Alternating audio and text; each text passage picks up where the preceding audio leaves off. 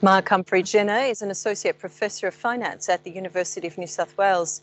He's joining me live from Sydney to discuss Narendra Modi's visit to Australia. Good evening, Mark. Thanks for joining us on the program. Thanks a lot. Thanks for having me. Now, the Indian Prime Minister is in Australia and has signed multiple agreements with his Australian counterpart. Both sides are also expected to complete negotiations on a free trade deal before the end of the year.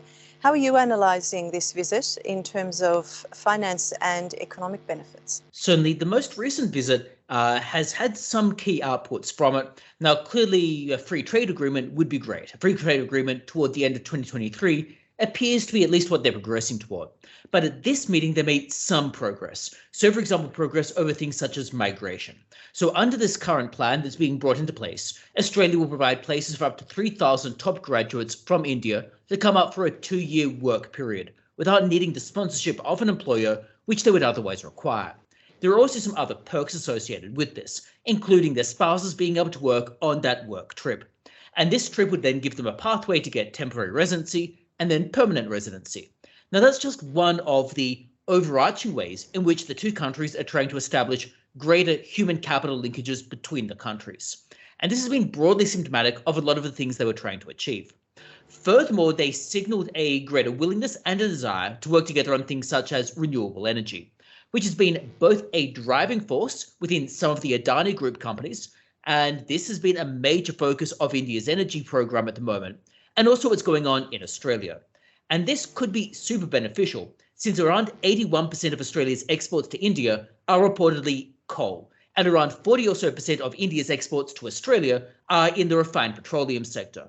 And moving toward a renewable linkage between the countries is clearly something they're both going to want to do, especially given that India is currently Australia's 6th largest import partner, and 14th largest export partner, suggesting that there's definitely room to grow between these significant trade linkages that already exist. Now, Australian efforts to improve trade relations with India have gained urgency in recent years, as Beijing has imposed restrictions on certain Australian products.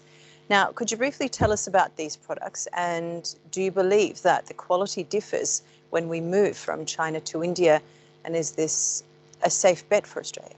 There's absolutely been trade tension between Australia and China. So, for example, China had imposed significant tariffs on Australian wine, which had effectively caused Australia's wine exports to China to really halt.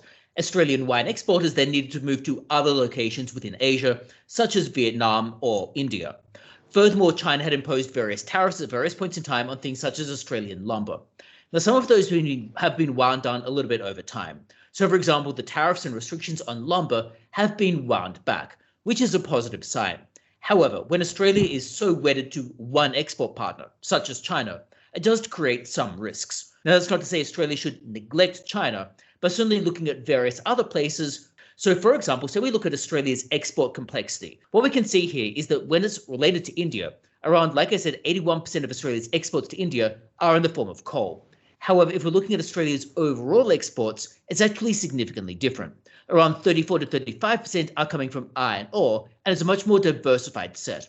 So moving toward exporting to India will help to add to Australia's complexity, thereby helping to improve Australia's economic growth and its economic relations. Now, in terms of quality differences, well, it's important to not generalize too much. After all, you can get good quality companies in India, good quality companies in Australia, but also bad quality companies in Australia, the United States, the UK, and in Europe. So it's important to not generalize too much. And there are some great companies within India. For example, Adani within its portfolio has some great companies, albeit saddled with some issues with corporate governance. And Australia could certainly benefit from interacting with some of those significant growth firms within India.